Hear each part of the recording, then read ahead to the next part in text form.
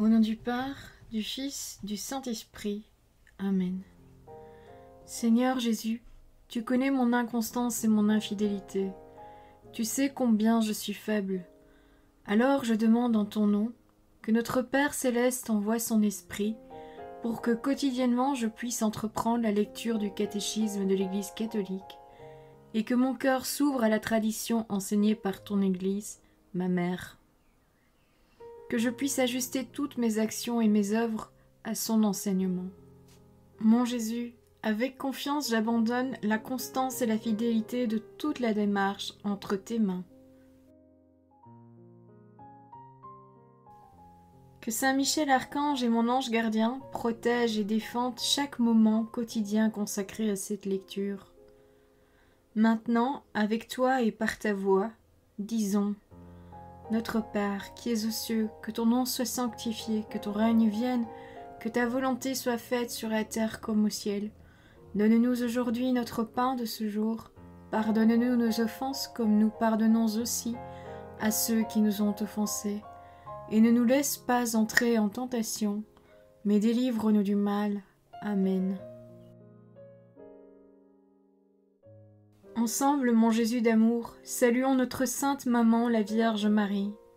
Entre ses mains, je remets mon cœur, mon âme, ma volonté et ma vie, afin que par ses soins règne en moi la volonté du Père, et qu'en ses mains mes œuvres soient gardées, transformées, en parfaite offrande rayonnante de la lumière de Dieu, pour sa gloire, le salut des âmes et la consolation des âmes du purgatoire. Je te salue Marie, comblée de grâce.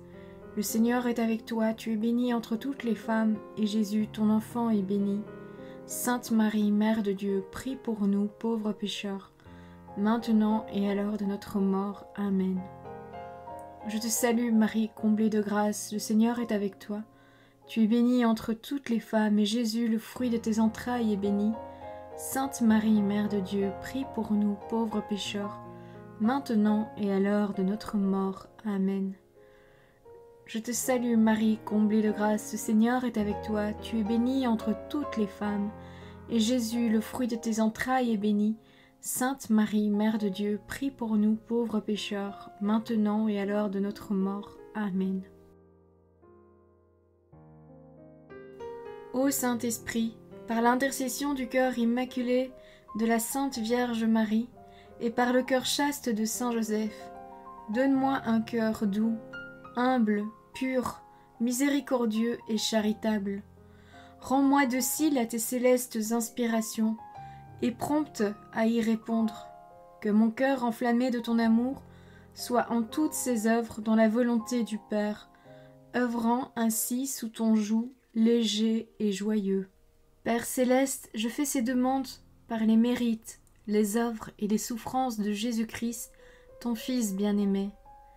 En mon nom, au nom des âmes de ma famille, au nom des âmes de mes proches, au nom des âmes qui se sont recommandées à mes prières, au nom des âmes constituant ta Sainte Église, le pape, les cardinaux, les évêques, les prêtres, les religieux et religieuses, les laïcs, au nom des âmes qui ne te connaissent pas, des âmes des païens, des âmes des hérétiques, des âmes des apostats et des âmes froides.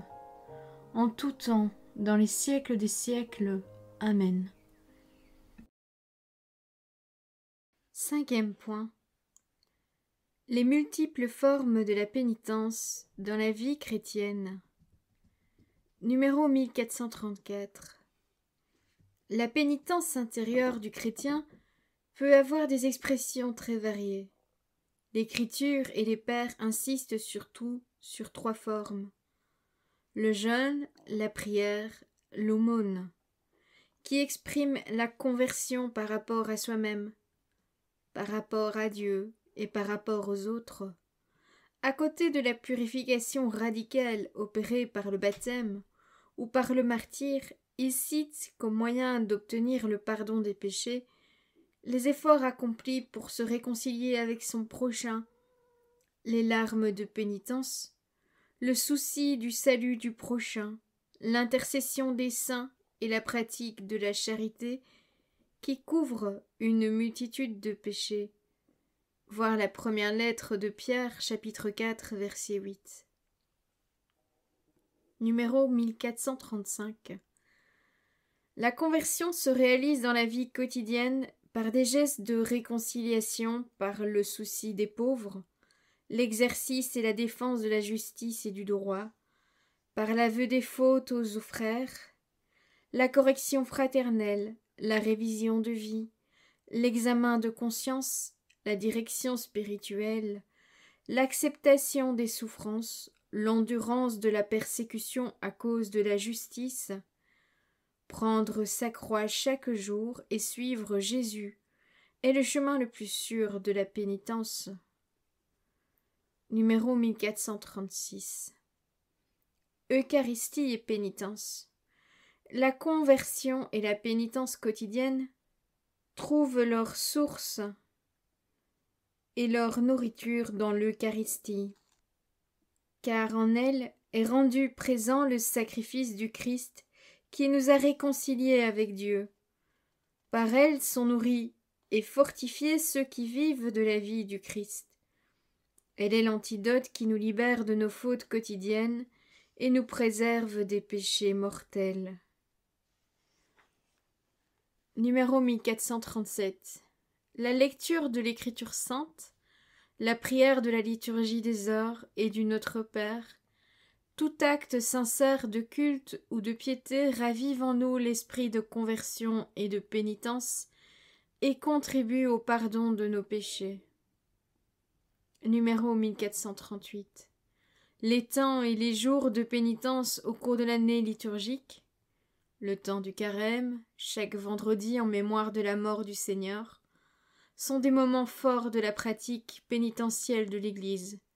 Ces temps sont particulièrement appropriés pour les exercices spirituels, les liturgies pénitentielles, les pèlerinages en signe de pénitence, les privations volontaires comme le jeûne et l'aumône, le partage fraternel, œuvres caritatives et missionnaires. Numéro 1439. Le mouvement de la conversion et de la pénitence a été merveilleusement décrit par Jésus dans la parabole dite du Fils prodigue, dont le centre est le Père miséricordieux. La fascination d'une liberté illusoire, l'abandon de la maison paternelle, la misère extrême dans laquelle le Fils se trouve après avoir dilapidé sa fortune, l'humiliation profonde de se voir obligé de paître des porcs, et pire encore, celle de désirer se nourrir des caroubes que mangeaient les porcs, la réflexion sur les biens perdus, le repentir et la décision de se déclarer coupable devant son Père, le chemin du retour, l'accueil généreux par le Père, la joie du Père, sont là des traits propres au processus de conversion. La belle robe, l'anneau et le banquet de fête sont des symboles de cette vie nouvelle, pure, digne, pleine de joie, qu'est la vie de l'homme qui revient à Dieu et au sein de sa famille, qui est l'Église. Seul le cœur du Christ, qui connaît les profondeurs de l'amour de son Père, a pu nous révéler l'abîme de sa miséricorde d'une manière si pleine de simplicité et de beauté. 6e point. Le sacrement de la pénitence et de la réconciliation. Numéro 1440. Le péché est avant tout offense à Dieu, rupture de la communion avec lui. Il porte en même temps atteinte à la communion avec l'Église. C'est pourquoi la conversion apporte à la fois le pardon de Dieu et la réconciliation avec l'Église, ce qu'exprime et réalise liturgiquement le sacrement de la pénitence et de la réconciliation. Dieu seul pardonne le péché. Numéro 1441. Dieu seul pardonne les péchés. Parce que Jésus est le Fils de Dieu, il dit de lui-même « Le Fils de l'homme a le pouvoir de remettre les péchés sur la terre.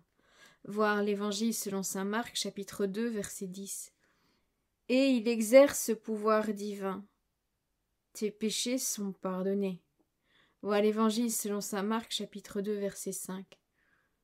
Plus encore, en vertu de sa divine autorité, il donne ce pouvoir aux hommes pour qu'ils l'exercent en son nom. Numéro 1442. Le Christ a voulu que son Église soit tout entière dans sa prière, sa vie et son agir, le signe et l'instrument du pardon et de la réconciliation qu'il nous a acquis au prix de son sang. Il a cependant confié l'exercice du pouvoir d'absolution au ministère apostolique. Celui-ci est chargé du ministère de la réconciliation. Voir la deuxième lettre aux Corinthiens, chapitre 5, verset 18. L'apôtre est envoyé au nom du Christ, et c'est Dieu lui-même qui, à travers lui, exhorte et supplie. Laissez-vous réconcilier avec Dieu. Voir la deuxième lettre aux Corinthiens, chapitre 5, verset 20. Voilà, c'est tout pour aujourd'hui. Je vous souhaite à tous une bonne et sainte journée. Que le Seigneur nous bénisse tous, que votre ange gardien vous protège bien, et que la paix habite votre cœur. Au nom du Père, du Fils, du Saint-Esprit. Amen.